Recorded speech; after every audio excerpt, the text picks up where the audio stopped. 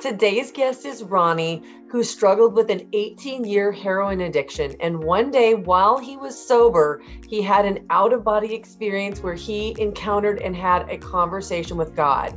This single experience ultimately led him to becoming completely sober and changing everything about his life. I can't wait to share it with you. Are you ready?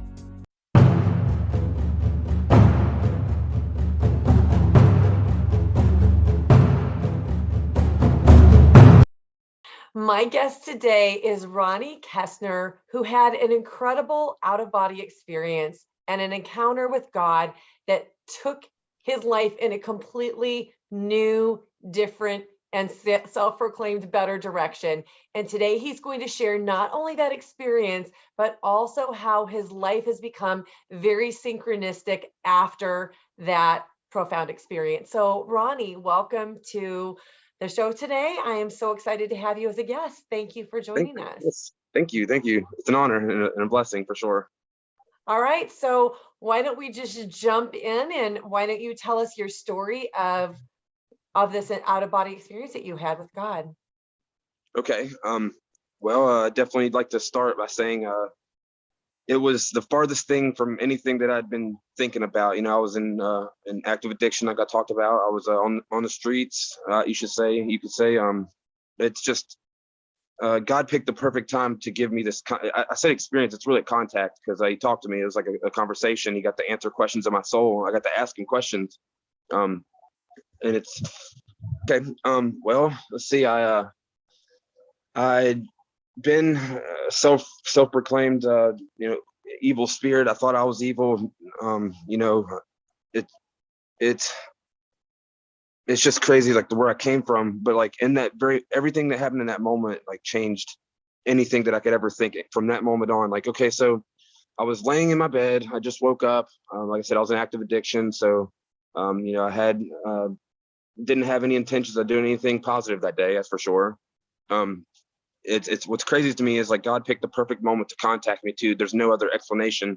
I got out of my bed. I was walking to my entertainment center to get my morning cigarette. I quit cigarettes too, by the way. That's another thing. As I'm walking to my living room, into my entertainment center, like my whole world goes completely black. Like I just go fade out of reality. Like I was very fully awake. Couldn't. I thought like maybe I just stood up too quick or something, but like I always say, if my brain created this, it's the best thing it ever has. But there's no way. Once I get into it, you'll know why. Like, let's see. When I came to in my light body, that's what I call it. 'Cause I don't know what else to call it. I remember looking around. There's like blue and purple streaks. I was in like a ball. It was all black, but there's like blue and purple streaks that were getting dense and more dense and less dense. I remember putting my hands in front of my face, or so I thought, and I didn't see anything, and I could look around. I was very conscious, fully aware. It felt more real than this world feels. I felt like my true self.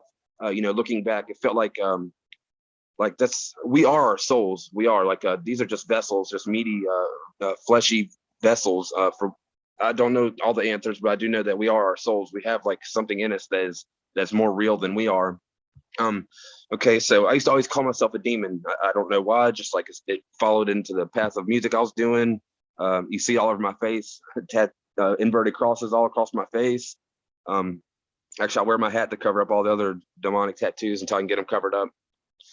So the first thing that was said to me, and it was very clear. It spoke in all octaves, but it did sound very masculine in nature, I guess you could say. First thing it said to me, it said, "You're not a demon. You're my child." I remember, I call it my light body. I don't know how else. He let me like understand things in a human view so that I could bring it back to this earth. I know that because like I got on my like light knees. I remember like going yes, yes, yes. Like understood the fear of God. It's a real thing. Like I'm not trying to scare anybody, but it's like it was very humbling. Brought me down to size. Also during that when that was going on, I remember hearing like it sounded like a saw, like just it sounded like music, like but it was really it fit the tone of what was going on. Like it sounded like a saw played in reverse, like and it was changing. It was like oscillating the noise. And I was sober during this experience too. I wasn't under the influence. So it's like I said, he picked the perfect time to contact me, so I have no excuses. Um, Immediately after that, he got his point across. Immediately after that, the things changed. It went to like another like type of song. It was just pleasant. It was like it was relaxing. I remember saying, "Is this?" And he said, "I never got to say, is this God?" But I said, "Is this?" And he said, "Yes, Ronnie." I said, "Is this?" And he said, "Yes, Ronnie," louder, even louder that time. And I remember during that moment in my light body, it was such an overwhelming just feeling, man. Like it wasn't exactly love in that moment. I don't know how to explain it, but like tears shot out of my eyes in this light body. These are just words I'm putting in earthly terms. I don't know how to like else to describe it. When I did come back from this experience, I was my face was red, and I don't know how much time went by. During this experience, I specifically remember taking slots of time out and moving it, and it still made sense. I went to my room even and asked my who I was with at the time. I said, "How long was I out there?" And she didn't know. She was sleeping. Okay, so I said, "Is this?" And he said, "Yes, Ronnie." And I asked him again. Then after that, he said, like, I'll tell you in sequence how it happened. It sounded like he was briefing me. It was like if I went to you and said, "Okay, we're gonna go in here and we're gonna do this." That's how he talked to me. And like I said, it spoke in all octaves, almost not robotic in nature, but like I've studied this up and down, like what it could have been. Like I guess it was just the medium he spoke to me through spoke this way, like if I'm to think of like a god and like how it would talk, like it's not a human. It doesn't use vocal cords, so it has to use some form of, I don't know, maybe I'm thinking too far into it, but okay, so he tells me, he said, "I'm coming soon." That's what he tells me. He's answering questions in my heart after this too. Like he allowed me to ask them, and it felt like it was coming from the center of my existence. Like, and no words were needed. But he let me ask like half the question or part of it. Like I said, time didn't really exist there. And the whole time I felt like just overfilled with, like people say, joy and stuff. It was just like a really like it felt like a presence of someone just holding me. I'm sure that's love now looking back, but it's like just like that, like nurturing, it's definitely something else with me. Excuse me, I'm sorry. He said, "I'm coming soon." And this is the craziest thing that blew my mind, because he let me ask. I said, "Who is Jesus?" I didn't even care. That's the thing. Like in the moment, like leading up to that moment, I never cared. Why would my soul ask this? And I asked him, and he said, "That's my son. That's your brother." And that's all he said about it. But let's see. The next thing he said was, "Oh," I said, "What about getting clean?" Because I knew I wanted to get clean. I just couldn't. He said, "Don't worry about getting clean." I remember that. And like, sorry, I get excited too, because this is like, it's been the craziest thing that's ever happened to me in my life and changed my life and others. Like, I get excited and I'm really anxious. But like, so I said, "What about getting clean?" He said, "Don't worry about getting clean." I'll explain the synchronicities and that too. In the moment, I was thinking like, "Yay! Like that means I can just do this forever." God said, that's not what happened. That's not the case at all. He said, "Don't go around telling everyone right now." And he specifically said right now. And I'm looking back, I understand if I went around with my excitement and tried to like share this message with everyone, it wouldn't hold a whole lot of depth and weight for where I was mentally. Even now, it's still, I'm sure, questionable, but it even says in the Bible that God will use the foolish to shame the wise. I mean, a lot of people don't even listen to me that are in churches. When I don't even tell my story to a lot of people unless they ask. I mean, like I said, just look at me like they take it like it's, and that's okay. I don't condemn them for it. I understand. He said, "Don't worry about getting clean."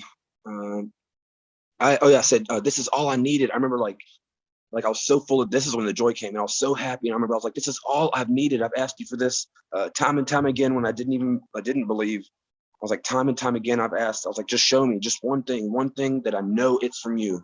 That's all I wanted, was one thing. And look what it did for me this time. But I remember looking outside of this, like, or trying to like look. I was looking up to the right, and I remember I said, "Show me. I want to see you. Who are you?" Like, I remember seeing, like, it looked like if someone shined a light on a piece of paper, and it was getting closer. That's the best way I can describe it. And I never got to see anything, but in that moment, the best way I can describe it in human like terms, it felt like every atom of whatever I was made of was like a light year apart and vibrating. And I remember going, okay, like he's very powerful. Whatever it is powerful. I don't know how else to explain it. It's really hard to put into words, like what it's hard to put in human words. I didn't see like colors that I can't explain or anything, none of that stuff. But as far as like the actual experience, like I said, I remember taking slots of time and moving it in this experience, like playing it forward and backward. It still made 100% sense. There was no time. I felt like I was there forever and not at all. And when I came back, I remember I did tell quite a few people that came in contact with. I couldn't help but tell people.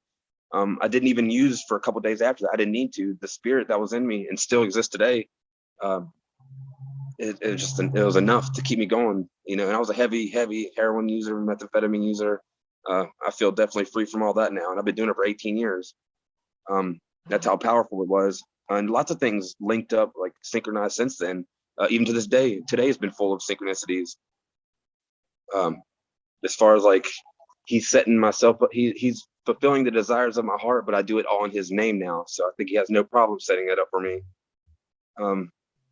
It's like he puts the right trials in my path to form my mental state for what I'm shooting for. I just want to help people. Like today, I'm just a vessel. Remember, I'm just a vessel. I submit to him completely. It's the least I can do. He saved my soul. The least I can do is lay my life down for him. So before we move on to the synchronicities, Yes. can I ask you some questions about this? Yeah, please, because I get really anxious. I don't know what to say. No, don't be anxious at all. This is fascinating. So in this experience, you described that you had a light body. Were you able to look at your light body and see what it looked like? I tried. I remember that's one thing that like he allowed me to do when I first came into this orb or whatever. It definitely looked round in nature. I remember trying to put my hands in front of my face and I couldn't see anything, but I felt like I knew that I was like a collective something, but I didn't have a body. I could look around, but I didn't have a body, but I felt like some kind of like dense something. I didn't have a body, but I still felt like my human understanding of things that I took with me to that realm and then back. When he said the first thing he said to me, I remember dropping to my light knees and going like, okay, like I understand. I'm not a demon, you know, like, and I haven't said it since because I'm a good person and warrior of the light. But no, I couldn't see nothing, anything. Sorry, couldn't see anything. So when God was talking to you, you mentioned it was like an oscillating sound. Was this communicated like the way that we're talking right now, where it's my voice, or was it more telepathic? It was pure telepathic, and his voice wasn't oscillating, but it spoke in all octaves. In all octaves. Yeah, I could hear and my perception was very keen. I was hyper aware, and I even brought that to this on this side of the experience. I still have that. I can see things I shouldn't, as far as like people and how they're feeling, their past, just by like a 10 seconds of talking to them, because my perception's just been on. I came back with wisdom I shouldn't have known. I remember in that moment, like I was like, how do I know all this stuff now? Like, he spoke in all octaves, but what stood out was the deeper tones. It definitely sounded masculine in nature, you know.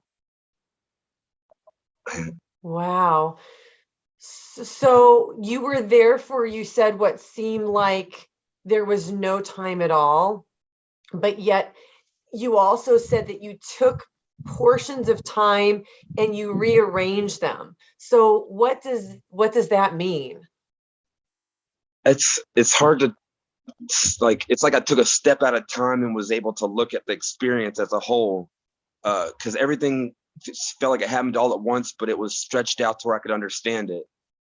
It's like I felt like I took a step back. It's like I could see it from a outside perspective too.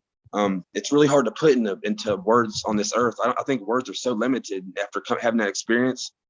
The best I can do is just tell how my human perception, like how I saw it. I remember taking like literally slots of time. I remember shifting them around and watching it, and it still made sense. I remember watching it forward and backward. It still made sense, but in the same breath, like time didn't exist. It felt like forever and never. Like it was instant. I was still standing when I came out of this experience, but I was bawling my eyes out, where it was like so overwhelming. I felt like I felt like my heart was going to explode when it came out of it. Like it was very overwhelming. It still resonates to this day. Like I'm at work now at a treatment facility. Like I've literally dedicated every bit of my life to helping people now, because I think that's what he wanted. I don't know, because he didn't save me for me. I didn't deserve it. So when you were in that place, you said it was a complete darkness, like almost like a void. Yes, yeah. Were there any other souls there besides you? Did you see any other light beings or any other angels or anything else? No. It was like I was in it was a void. That's a good way to say it. And I feel like I was encapsulated in like these blue and purple streaks. And they kept getting denser and lighter. Looked like spider webs all around me. But on that note, I've had so many experiences through my life. This was just the most profound. Like I used to go in extreme lucid dreams where I'd be very fully conscious. Like I'd rather be sleeping sometimes, but I would see people like dead friends. Like one of them told me to tell his cousin that he's doing okay. He likes it there. I've seen an aunt that I've never met before. My mom's like, "That's your aunt," because she did have purple hair. I've never seen her. Like I've seen lots of things that happened in my life. Like it literally would take forever to even explain some of the things I have seen, but I just discredited it, or it didn't have an impact to change my life where I feel like it's necessary to share about. It did. It played a part in who I am today, but it's like, okay, July 3rd of 2012, I was in a condo full of devil worshippers, quote unquote. You know, we didn't know what we was getting into. I was pretty young then too. With self-proclaimed devil worshippers. July 3rd of 2012 at Virginia Beach. And I remember in my sleep, a depiction of Jesus. Like it's still crazy for me to even speak about, because I was so anti-Christ for my whole entire life. But he came to me then even, and he said, "Come join me." I remember waking up out of that. It's where my spiritual journey started. Like, let's see. Yeah. There's been a lot of things, especially lucid dreams. I've been in a lot of lucid dreams where I've been really fully conscious, able to manifest in front of me. I remember like being able to like look at certain lights, and it was so bright and so encompassing, but still like I could look directly at it, and it felt like love coming from it. And like this is stuff that I share these things because I want people to, like, some people, including myself, before I started having experiences like this, like before all this, I just was like, they're just following a path, or they, maybe it's very real. People do have these experiences. I've become addicted now to listening to other people since mine, because I didn't believe them at first until I had mine. Yeah, I get There's that. just there's so much out there that we don't see, you know. But the thing is, since that happened, I could see it all around me in this world, in every form or fashion. Even knowing when the right moment was to share about this experience. He let me know when it was time. This is my third time talking to someone about it in like 3 weeks. Wow. Well, I feel honored to be one of the people that you're sharing it with so that you can share it with my audience. Yeah, me too. That's cool. So when you were talking about the music, was the music just in that place, or was the music actually coming from God? Did you get a sense of that? Oh, that's an interesting question. It was definitely all around me. Uh, um, and what's crazy is after that experience, I heard someone talking about it on one of their videos, talking about they heard like angelic music playing all times when they were like in or a form of heaven, or whatever you want to call it. See, even though I had my experience, I still don't. I am a Christian because that's who I choose to follow. God told me that's 2 experiences with Jesus when I didn't want to. So I am a Christian, but I still I believe in like just love. Oh, that's another thing. Days after, I remember begging him for days and days and days. Like I didn't do anything else but beg him. I didn't leave the house. I didn't need to go get any more drugs or nothing. I was so like filled with that experience. I remember begging him so much. I was like, more, more, more. I mean, who wouldn't, right? I was laying in my bed like 2 or 3 days later, and he sounded like literally, it's the best way I can describe it, like an annoyed parent. It's the 3rd time he said my name too. I said, more, and he like chimed in while I was laying in bed, very audible, and I was awake this time. And he said, "Okay, Ronnie," like very annoyed parent. He said, "The answer to everything is love," and that's the last thing that I've had from him directly like that, other than the coincidences I see every day. It's And the further I get along in this process, the more he's trusting me with more responsibilities to do his work. I just see it, that whole like staying aware and keeping my head in that mental state. Like I see it every day. So you said in that experience that when God was addressing you, you dropped down to your light knees and you said, okay, okay, okay. What did that mean? What were you acknowledging with your okay? Uh, that's awesome. So like, imagine if we were living a life like say someone tells us all the time like that, like someone watches a video like this and then doesn't pay any mind to it and continues on their life, doing the bad things, or not helping others, or just whatever, just not living a very godly or loving, respectful life. And say God came down like immediately, like right in front of us. In my opinion, what happened to me then, like if that happened right now to someone who wasn't expecting it, they'd probably drop to their knees too. They'd probably like, oh my, like because I was so in depth with my like music. I used to do devil music, I say devil, I didn't believe in the devil, just demons, evil spirits, because those would help me write the lyrics. Sometimes I felt like I didn't even write them, the evil spirits would. And my music was blowing up. I'm good at what I do, and I'll never do that stuff again. I will say never to that, because I do Christian music or inspirational music. Actually, my rap name is Really Good, that's what they call me. That's cute. But So like, how did after you have this profound experience and you have God talk to you again and tell you that the answer is love, how did your life completely change? Okay, as far as like discernment, he gave me wisdom, gave me compassion, all in an instant. Here's one of the synchronicities too. From that very moment, from that very second that I came out of that experience, remember when he said, don't worry about getting clean? Literally, this is like some of the oddest supernatural stuff. People that I would call, multiple people that I would call every day for my drugs, just stopped answering out of nowhere. I mean, like from that second on, like so much that the person I was with was like ready to leave me. She was like, I don't know what's going on. I would like just send her out to get it. Like it was, and I still fought against it because I didn't realize what he was doing for me. All the way down, I did end up catching like a charge, but it was a burglary charge. They have videos of it. And I still didn't even really take the thing they said I did, but it was God, because I was looking for my cat, and it's that's not really relevant. But the fact of the matter is, he lined up everything perfect to get me to where I'm at today. I didn't choose this. I just did what was in front of me in that moment. Because after that experience, I thought I could just continue to keep doing what I was doing, just with love. Like I remember sitting in front of a house on one of the worst streets in this town, and I remember crying to him. I was going, God, I don't understand why you would give me this experience, this contact with me, knowing that I'm on drugs and can't even do your work. The thoughts of drugs would overfill my mind. I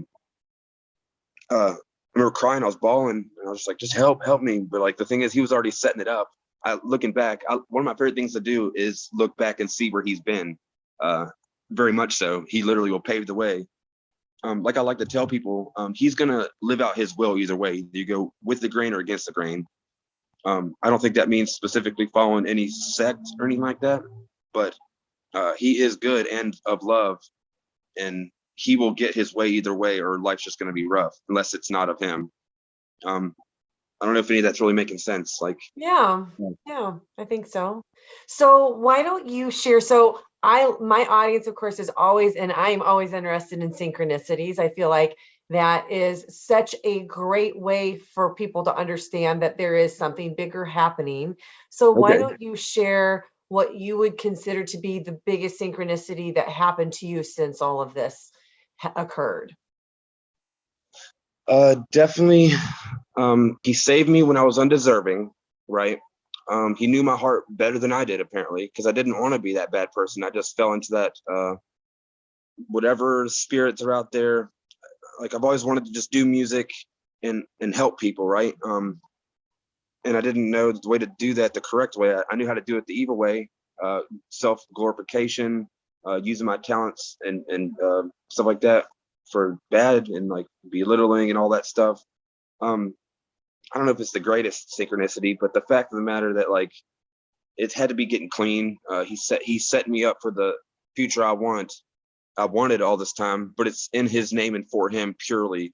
And I think one of the greatest things to understand for people, and I also sponsor people, I help people through their recovery. And the greatest tool we have is keeping our eyes on love, on the good things. Learning in any form or fashion, learning about God, learning about something greater than us. Because it is very real. Like I always say, you might not believe in God, but he believes in you.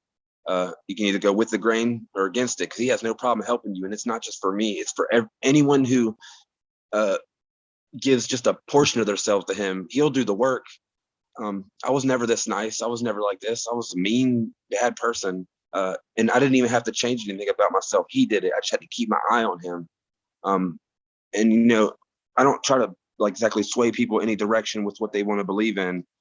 Because God is just good always. That's what he is. At the end of the day, he is good and only wants good things, and he doesn't want to harm us. You say synchronicities, like I could tell you so many different ways. I have a book that I just sit and write where he was and what he's done and things that shouldn't have happened the way they did. I don't know. I could go on forever. I could literally sit and tell you all the things. I'm thinking of all kinds of things. Like my parents, I'm just gonna leave that out. My parents got shot a year and a half ago. I had 2 years clean. They got shot, but the thing is, I thought it was a bad thing until I found God through that experience. Like as far as like I started praying to my stepdad, because whenever I graduated from this program last time, I remember looking up in the sky. It was raining, but the rainbow was out. There was a rainbow out, and then like an audible voice came in my head. He said, he's proud of me, but he said, I have to go be with your mother now. And then what's crazy is my mom, who does not believe in any of this stuff. She never did. She's a Christian, or whatever you want to say, but she'd always think I was just crazy or high. Well, she lived, but the bullet still stuck in her head. Through that, she had a near-death experience herself. She saw my stepdad in the afterlife.